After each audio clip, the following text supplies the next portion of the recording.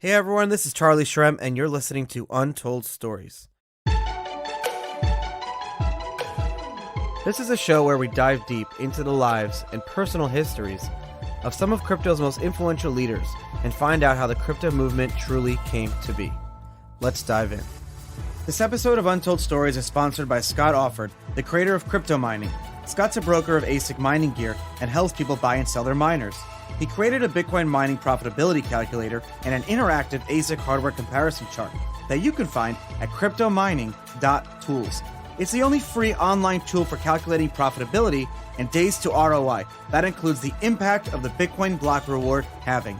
The calculator lets you put in your estimated uptime to give you a more realistic profit projections. So check it out and find Scott on Telegram and Twitter at OFFORDSCOTT. That's OFFORDSCOTT. Links are in the show notes.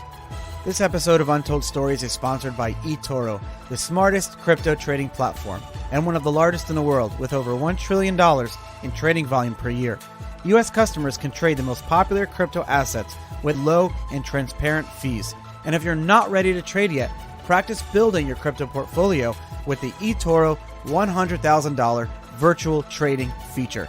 Best of all, you can connect with 11 million other Etoro traders around the world, myself included, to discuss trading, charts, and all things crypto.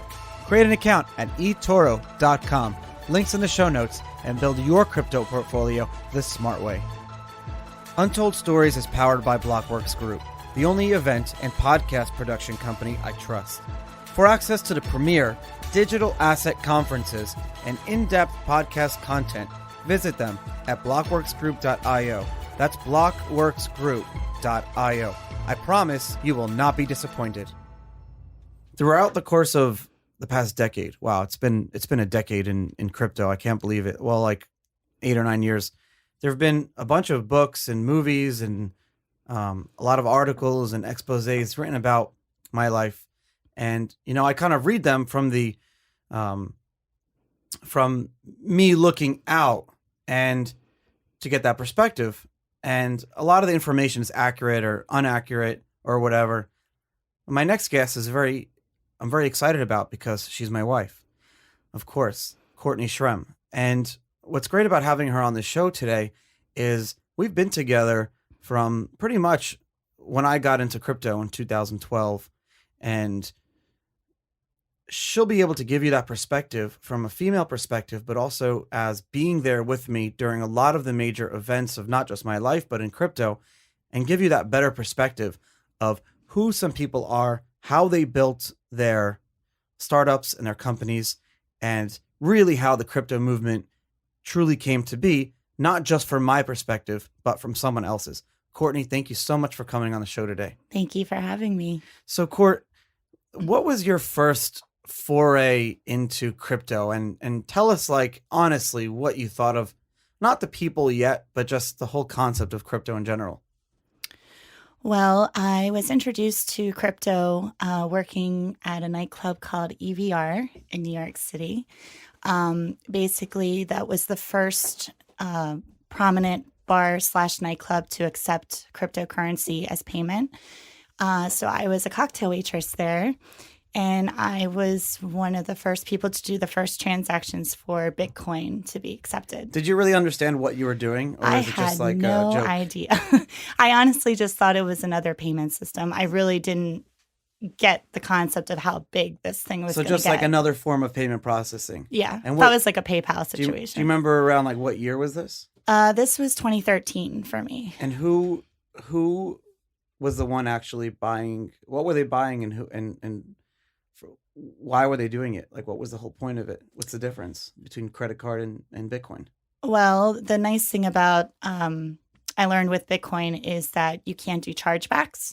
So, for example, we would have a lot of people try and buy bottles and then say that they never bought the bottles. But so they'd show up the next day saying, I never bought $10,000 worth of booze the night before. Exactly. And then charge it back. And they would try and charge it back. But because it's Bitcoin, it's instantaneous cash that pulls out right away. So they cannot go back on their word with that. They have already purchased the items. It's an instantaneous transfer, but you don't have to worry about chargebacks. And this is This is not like a libertarian or anarchist thing. This was a real life situation in the entertainment industry, hospitality, where you have a lot of chargebacks. So, from a nightclub perspective, someone comes in, spends 10 grand, and even if you have them on camera, even if you have them, spending the money and literally like swiping the credit card on camera, and you could tell like all the proof you need, they can still come back and you're fighting them now for 60 days with a credit card, and that's money that you don't have. But with Bitcoin, it's instantaneous. Yes. It's very interesting.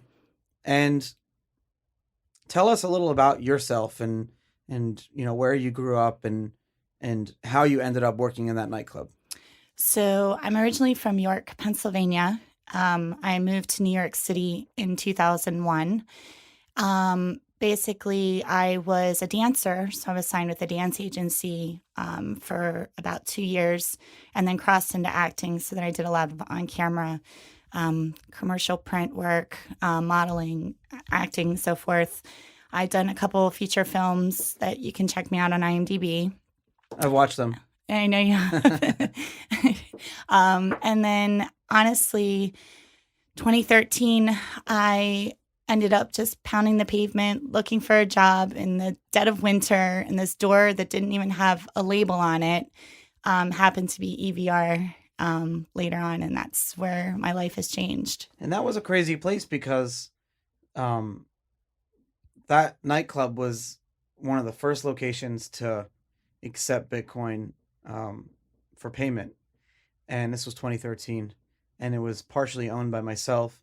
Eric Voorhees, as my listeners know, who's the founder of Shapeshift and was the founder of Satoshi Dice and also worked at BitInstant. He's a very well-known libertarian and Bitcoiner. It was also owned by Yifu Guo, owned a piece of that place too. And Yifu, would show up with champagne showers. With champagne showers. But Yifu was, while he wasn't spraying champagne on people, he was founding the first ASIC, and Yifu fundamentally changed mining as we know it, because before he invented the ASIC, the application specific integrated circuit machine, which is 99.9, if not 100% of all Bitcoin and other altcoin mining is done on ASICs today. It was done even by Satoshi himself on CPUs on your laptops, computers, or on graphics cards, which were also in computers, but people set up mining farms. And what Yifu invented, for my listeners' knowledge, Yifu invented a type of computer, a type of chip essentially, which can only mine Bitcoin. So from its outset, this chip could only mine Bitcoin and do nothing else. It cannot even be a calculator. It can't do 1 + 1 = 2. So if Bitcoin ceased to exist, these machines that cost tens of thousands of dollars each are literally just paperweights. And what would Yifu do on his free time at the club? I mean, free time, he would have a drink and buy Bitcoin with Yeah, it. that's what this place was. And buy tables. People would hold court at the club, and you'd get a lot of. Do you remember any stories of any like Bitcoiners coming into the club and people wanting to use Bitcoin? Oh, it was crazy, especially in 2013. It was probably, I would say, 2 or 3 months into me working at EVR. People were just constantly coming in and asking about this concept and that they wanted to use this Bitcoin. I think there was like a big promotion or something that EVR did to get people to keep coming in. And then it was a buzzword, and then the press started coming in. And then I was like, wow, this is actually bigger than I ever anticipated it to get. Was it really easy to accept Bitcoin? Was the process difficult to do? No, it was very easy. You just take an iPad, QR code, match up their phone with the QR code, and it instantaneously comes out of their account. And for those who have read Bitcoin Billionaires by Ben Mesrick, who we just had on the show, how we got together and our whole first date and everything is in the book. Can you tell that story of how we first got together? Oh, okay. So I was working at the nightclub one evening, and basically our friend Alex, which was my boss at the time and part or owner of EVR, which was your best friend or is your best friend, our best friend now, basically was like, we're all going out for drinks tonight. And I think Charlie's coming. Would you want to come? And I said, oh, yeah, sure, whatever. So we end up going, well, I ended up going to meet at the bar that we were supposed to be meeting at. You go and meet up at the bar that we're supposed to meet at.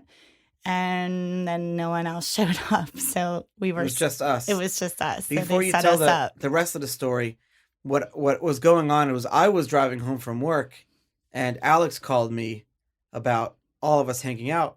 And Yifu was in the car with me. And we either had to make a left to drive back to Brooklyn or make a right to go to the club. And I said, Yifu, like, do you want to go to the club for a drink? And he said, no, I want to go home. And I said, well, I kind of want to hang out with this Courtney girl. And Yifu said, drop me off. I'll take a train. And if he hadn't said that, I probably would have driven him back to Brooklyn because I had promised him a ride. It was that fork in the road. It was that fork in the road. And I made the right turn. I dropped him off and I made the right turn instead of the left turn. And then we hung out that first night together. Yep. And then you threw up all over me. I did. It was awesome. I did. I should never drink Jameson or do any of that because I threw up all over you. But when I gave you the benefit of the doubt though because you were nervous. When I came back from the bathroom, you didn't leave. You were still there. Nope. I thought I'd give you another chance. And the rest is history. The rest is history. Absolutely. So we got together, we started dating, and these were really some like crazy days in the early Bitcoin world, where the space was kind of figuring itself out, right? I mean, we didn't really know what to do. In fact, one of the first Bitcoin conferences you were at, it was called Bitcoin 2013 in San Jose, California. San Jose, yep. And what's interesting is I was helping plan this conference run by the Bitcoin Foundation. And I have to be honest with you, like, we didn't know if people would show up. Like, this conference, we didn't have the confidence that it would actually take off because up until that, it was so new. But up until that point, nowadays there's a Bitcoin conference every day. Like, literally, you can. Right now, there's probably a Bitcoin conference or a crypto conference or a blockchain or whatever going on somewhere in the world. Yep. There is guaranteed at least 50 people congregating somewhere in the world today talking about crypto. Absolutely. But back then there was none, like zero, because it only existed on the internet. And so, is there still meetups? There are meetups every day. There's crazy stuff going on in parks. As you know. We went to Fort Myers, Florida a few weeks ago, just for a weekend vacation. And Fort Myers is not a big city by any means. It's not in the top 20 places you go when you want to say, I want to visit Florida. It should be, though. It's beautiful. But we were able to get 50 people together, all paying $100 to have dinner to hear me talk. Yep. I mean, that's how big crypto is today. Absolutely. So going back to this conference, you traveled with me. We had first started dating, and I'm asking you, we were like dating for like maybe 3-4 months. Yep. And I'm asking you to travel with me to California. We barely knew each other. So this like geeko nerdy conference in San Jose with all these other Bitcoiners. Why did you say yes? Well, obviously I fell for you as soon as I met you. Honestly, you're actually the first person the first guy that I actually would be like, okay, I'm going to travel to these 3 states and not really know him that well, but I'm just going to take a leap of faith and just see how it goes. And people say, if you can travel with someone and you don't want to kill each other, then you're on the right track. No, but I was just so intrigued by the whole Bitcoin crypto space and I was just so inspired by the innovation and the way people had so much different visions of Bitcoin and crypto. And it wasn't even just about money. It was about changing the world. And I was blown away and drawn to that and just enjoyed the ride and still enjoying the ride. It was just amazing. Well, but you related really well to the people. So Bitcoin back then and still today is not just about the space, it's about the people in it. And your background is you've been hustling since you've been 18. Mm-hmm. You're an actress and you've booked major films on your own without even an agent. Right. You've been paid to travel to places like Denmark, film movies, live there, and have these movies in theaters, and you book this stuff on your own, right? Yep, Like yep. that, if that's not making it, if that's not hustling, I don't know what else is. And the crypto space, very much so back then, and even now, is filled with people like yourself, like hustlers, right? Like people that we don't fit in anywhere else and we need to make it. So like you fit in really well. Like all these people accepted you with open arms when a lot of people don't get as much as a warm reception as you got, especially in 2013. Right. What was that like? It was interesting. In the beginning, it was kind of intimidating because I didn't really know much about the space per se as much as everyone else. I just knew. I don't think anyone knew about the space. I just think there was just certain concepts I knew from working at the nightclub that I can relate to when they're talking about a QR code or a PGP key or something like that. But meeting the people throughout this whole Bitcoin lifestyle is just it's been amazing. People are so creative and just so warm and so just they don't really care what people think. They do what they love, they do what they believe in, and you're either on that ride or you're not, and that's what I love about it. There's no judgment. Any specific scenarios or people that you remember that kind of stick out at you? Oh my gosh. Well, Eric Voorhees, obviously, him and his beautiful wife, Michelle. Oh my gosh, you name it. Bruce Fenton, Roger Ver. For better or for worse. Anthony, Tony Gillespie? Tony Gillespie, but Anthony from from Canada, Decentral. Yeah. Anthony D'Orio. D'Orio. His name slipped.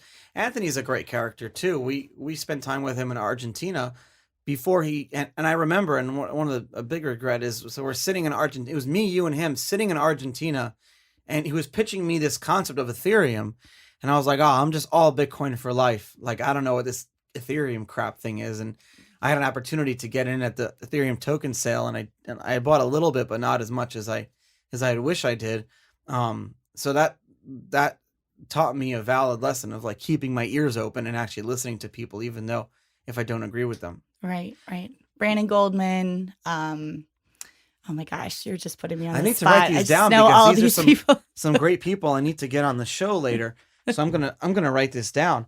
But we've had some crazy times together. So that Bitcoin 2013 conference was like the first real conference, and then we ended up after that traveling to some crazy places together, and meeting some crazy people. And had your perception start to change? Had you had any first impressions that you said maybe I have to give it a second thought? No, I think I was with you the whole way, Charlie. I think I just what you believed in, I believed in, and I saw what you saw, and it just, like I said, it just intrigued me the more and more Bitcoin grew up.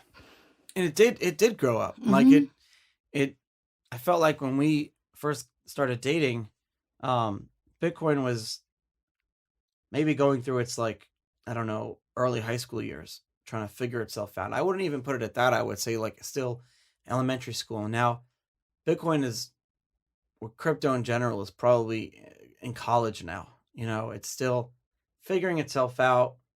What's the next step? Will it exist? Coming up with all these names. And when you're in college or university, you're being pulled in a lot of different directions. And a lot of people are trying to influence your decision, especially if you're someone that people want to be around. And, we can all relate, those of us who have been to university, we can relate to that time in our lives when we're being pulled in different directions, and being influenced by different people and things.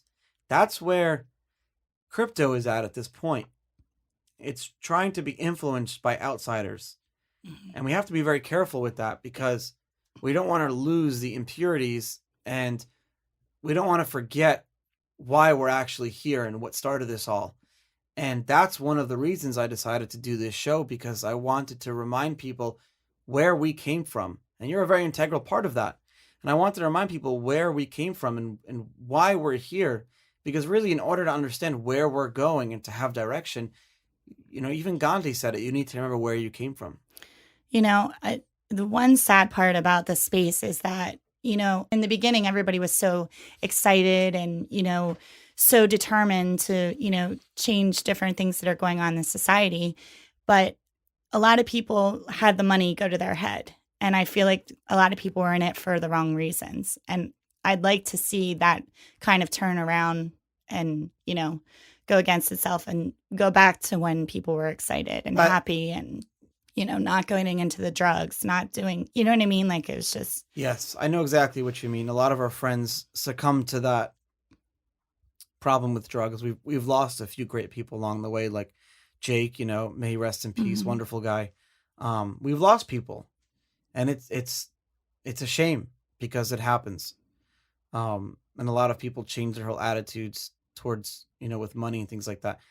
But I feel like I'm a victim of that too. When we first started dating, and I started after a year or so of us dating, there was the first Bitcoin bubble, and that really I went from having no money to a few $100,000, and I would walk around like my shit didn't stink. Right.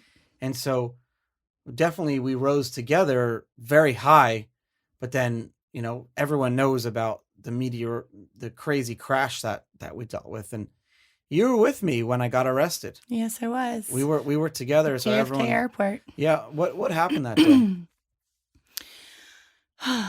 We were coming back from Amsterdam. You were speaking in Amsterdam, and we were on a family vacation. My mom and a friend of ours, a family friend, was with us, and then our friend Tom Holtzinger and his girlfriend at the time.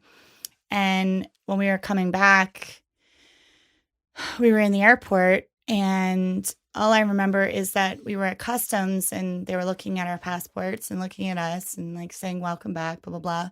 And then this other woman didn't even say a word, and she just put her hand up. Yeah. And I was like, well, that's weird. So she put her hand up, and as soon as she put her hand up, a whole plethora of agents from everywhere. DEA, you name it, came, and that was like the most horrible experience ever. I know. I don't like. I didn't even know what was happening, and basically they just took you in a holding room, and they wouldn't let me talk to you, and it's just, I mean, that's a moment that I just try to bury.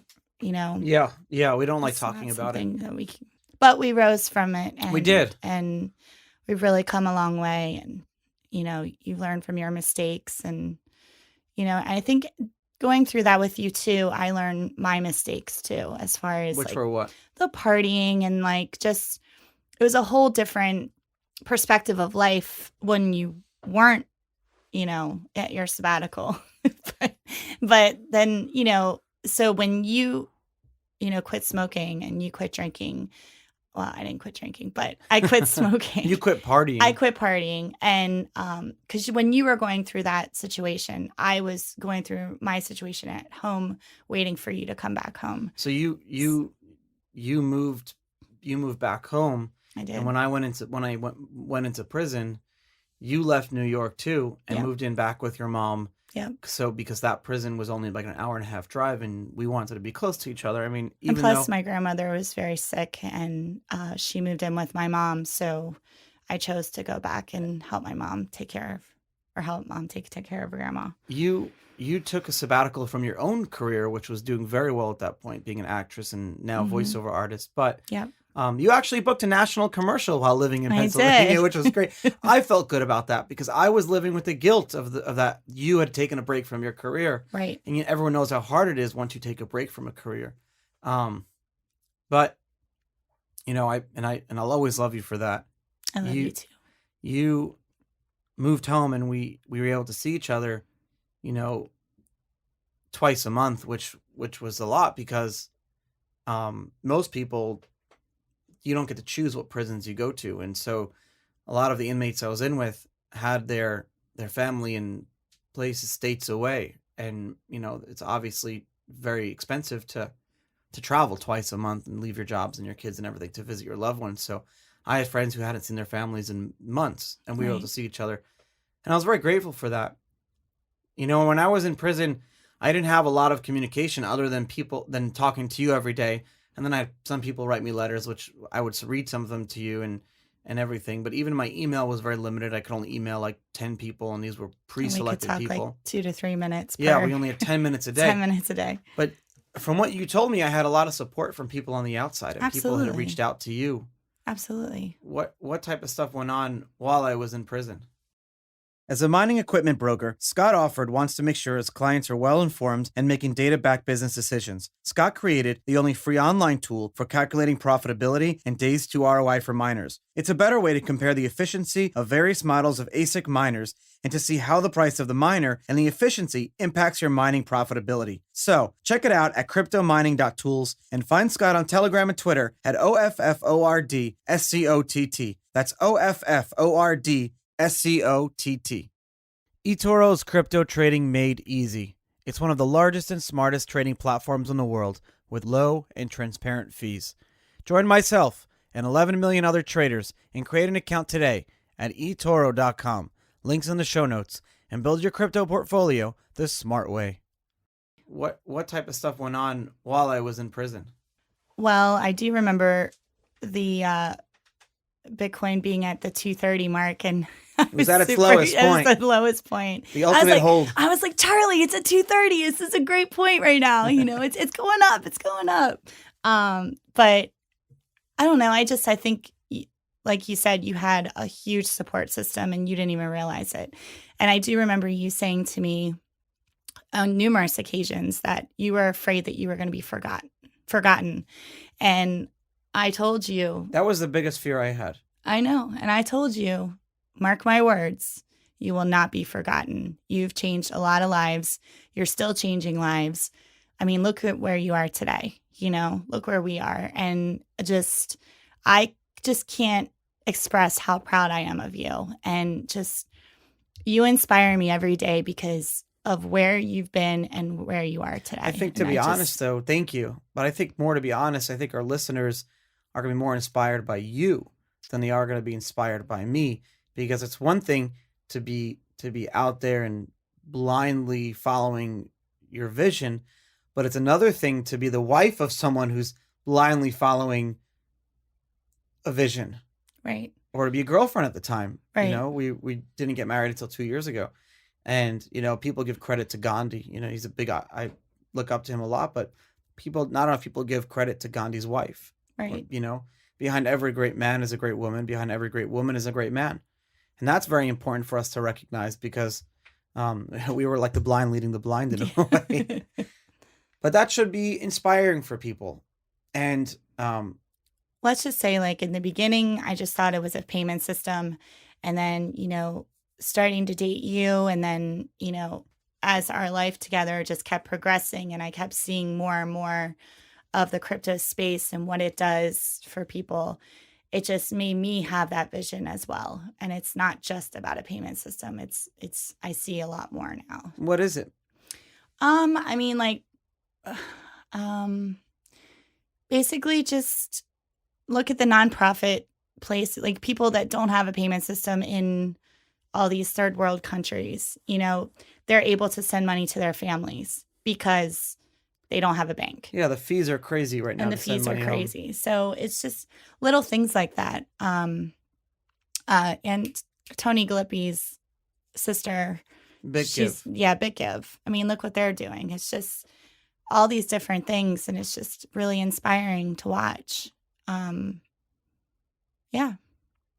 So you started doing voiceover work a few years ago. A few years ago, you started training and booking gigs for that. And my first job was I booked by Federal for Leonard Logan. Yeah, you did. I did the animation video.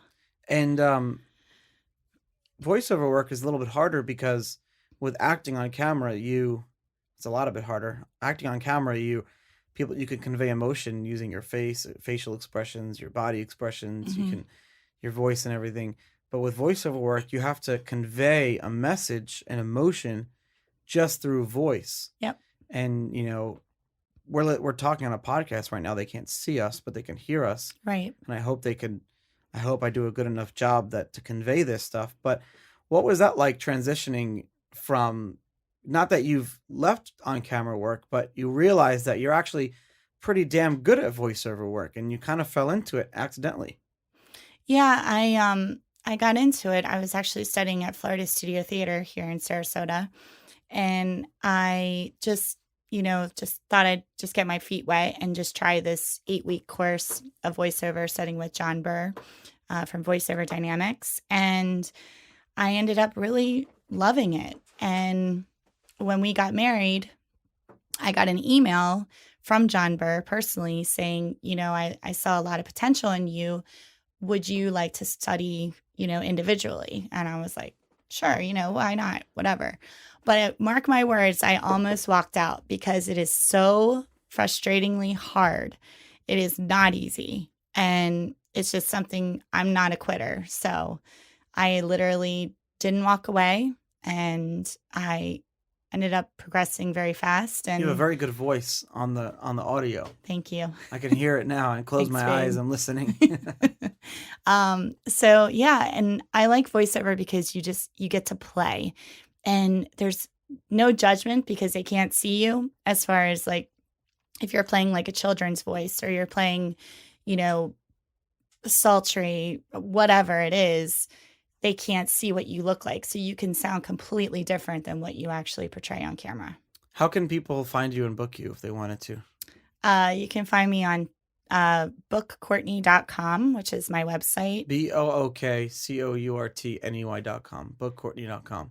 And you can also find me on Facebook, Courtney Shrem. And then my Twitter, which is at CourtMWarner.com, or Yeah, Court M. Warner on handle Twitter. Court M. Warner. So yeah, basically that's how you can find me. Where do you see this crypto space going in the next 5 years from now?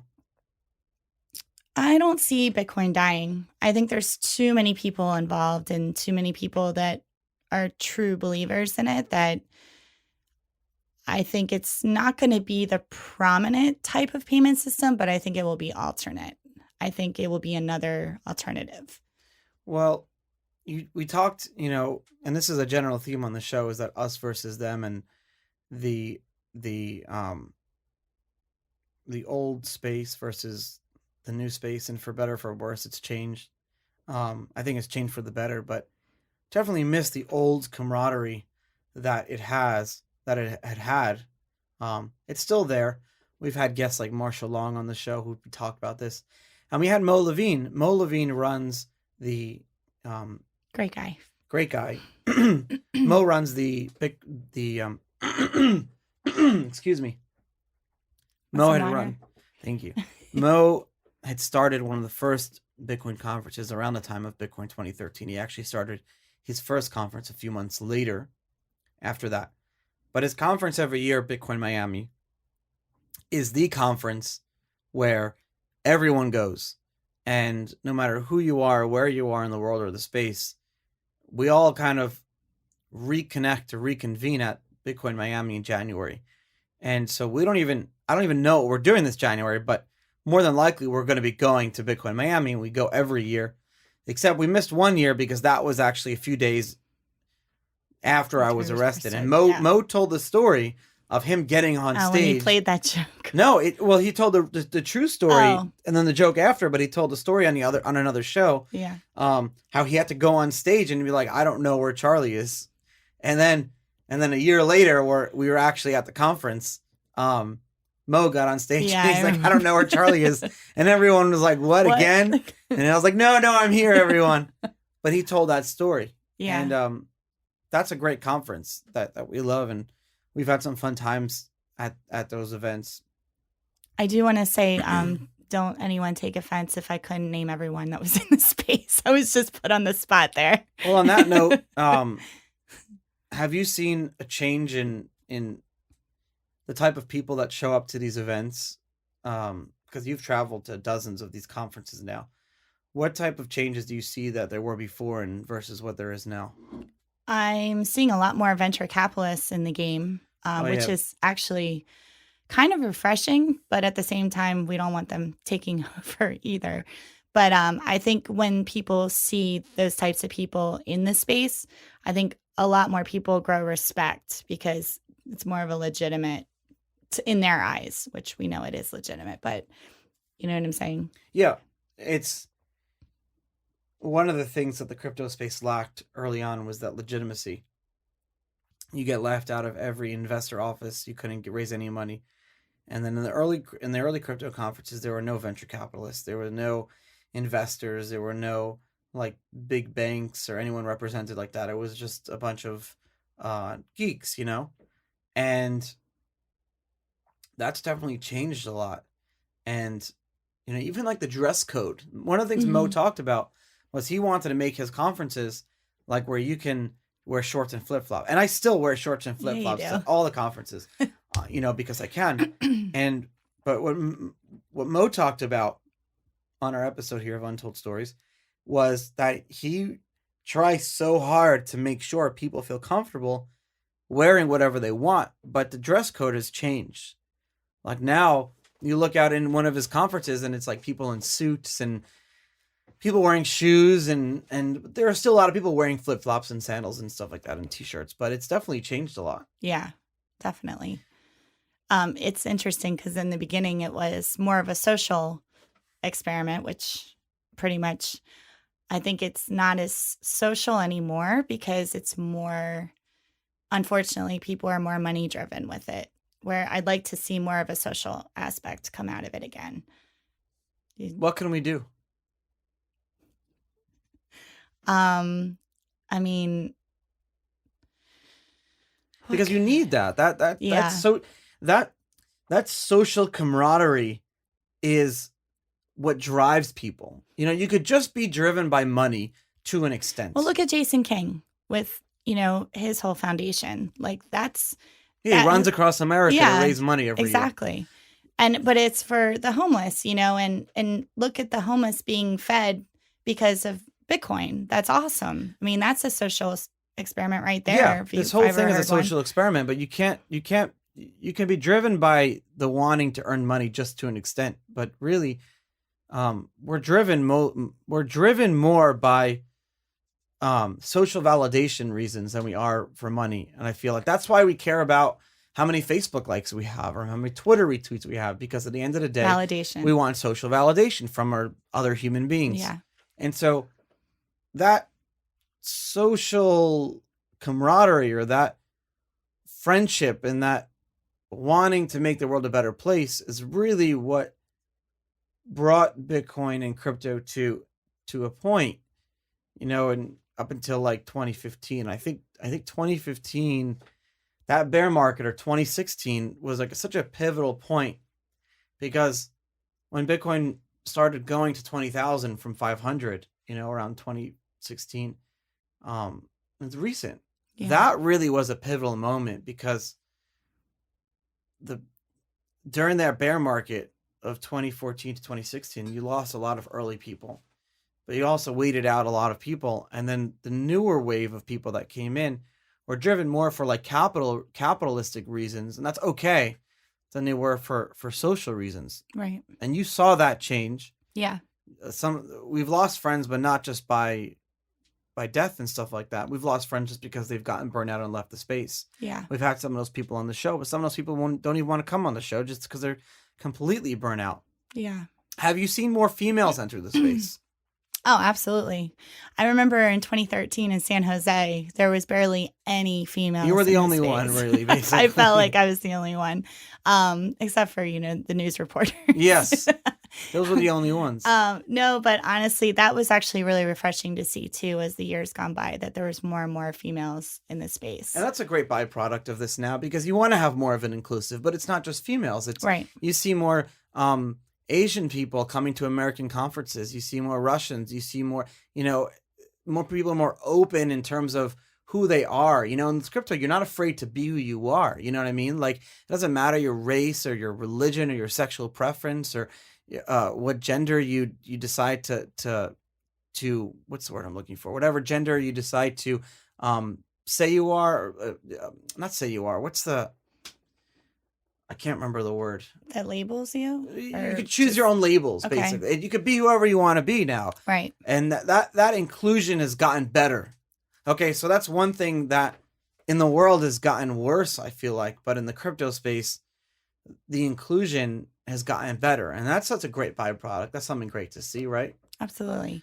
I also like the fact that like Bitcoin, I have so many friends now because of Bitcoin, where I didn't think that I would, you know, and because they're your friends too, but like you said, they were very warm and welcoming, and just they didn't care who you were, or, what you looked like. It was just like you all had this one thing in common that it just made you grow as friends, and that's what was really cool to see too. You think I'm crazy because I don't think you're crazy.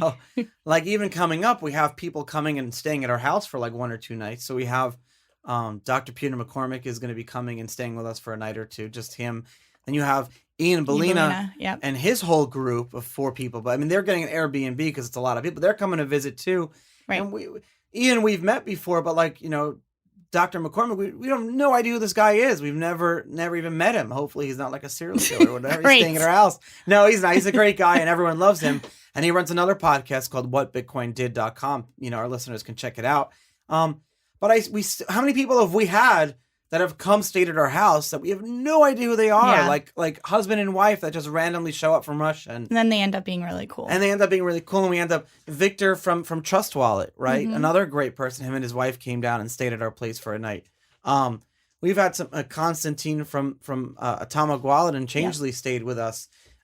Stays with us all the time. Yeah, we've made so many friends. Jeremy Gardner. He comes in every month. And goes. He just shows up randomly. And he's actually starting a new show called Crypto Chronicle or Crypto Castle Chronicles. And he lives in Miami now. Is that based on his it's story his life, or yeah, his life? His story of his life. But that whole space has gotten so there are a lot of people like to talk about the negative. I like to talk about the positive and the negative. But I feel like the positive has really gotten better in those respects. Yeah. What takeaways do you have for our listeners? So people that are listening to the show and are first getting into crypto, into Bitcoin, and they're nervous to jump in. What would you say to them? Honestly, I would just tell them there's nothing to be afraid of. This is something that is making history, that's already made history. And if you do invest in Bitcoin or any kind of alternative cryptocurrency, don't put money in that you don't have. Yeah, people take out like credit don't card put a debt mortgage on your house, yeah. And just get your feet wet. Don't go all in, and just see how it goes and see if it works for you. Are there specific jobs or roles that you see people can be filling? What are we missing in terms of the female perspective? Are there women in crypto groups that people can join? Should they be afraid at all? I don't think they should be afraid. Because there are if anything, they're representing the female, girl power. Like that's a big thing, and especially when women weren't in it in the beginning as much, and now it's spreading more and more. I think that's a huge accomplishment in a lot of ways. I think, if anything, if this industry goes away tomorrow and Bitcoin ceases to exist, when it's being written about in the history books, I don't. For those listeners, I don't hope that. I don't think that'll happen. I just like to always. I'm feeling it will be. Show that, yeah, it's definitely going to be around forever. But I like to show like the worst case scenario. The history books will write how inclusive our community is and how this community and this industry empowered people, still empowers people to be whoever they want to be and do whatever they want to do. Because crypto is so new and so crazy still. It still is crazy. It still is like, what the hell are we doing? What the hell is going on? What are we? Who are we? And so I look forward to meeting the people and to going to the conferences with you, of course. And you travel with me everywhere. So I just want to say thank you so much for coming on the show today. Thank you very much. This is a pleasure. I know you're doing auditions and things like that. You're very busy, but I appreciate you coming to the studio with me here and talking and coming on the show. And I think our listeners are really going to love what you have to say. Thanks, love. I love you. I love you too. Hey everyone, thanks for listening. This episode of Untold Stories is sponsored by Scott Offord, the creator of crypto mining. Scott's a broker of ASIC mining gear and helps people buy and sell their miners. He created a Bitcoin mining profitability calculator and an interactive ASIC hardware comparison chart that you can find at cryptomining.tools. It's the only free online tool for calculating profitability and days to ROI. That includes the impact of the Bitcoin block reward halving. The calculator lets you put in your estimated uptime to give you a more realistic profit projections. So check it out and find Scott on Telegram and Twitter at OFFORDSCOTT. This episode of Untold Stories is sponsored by Etoro, the smartest crypto trading platform and one of the largest in the world with over $1 trillion in trading volume per year. U.S. customers can trade the most popular crypto assets with low and transparent fees. And if you're not ready to trade yet, practice building your crypto portfolio with the Etoro $100,000 virtual trading feature. Best of all, you can connect with 11 million other Etoro traders around the world, myself included, to discuss trading, charts, and all things crypto. Create an account at etoro.com, links in the show notes, and build your crypto portfolio the smart way. New episodes go live every Tuesday at 7 a.m. EST. Links to our Apple and Spotify channels are in the show notes. You can also follow me on Twitter, Courtney Shrem, to continue the conversation. See you next week.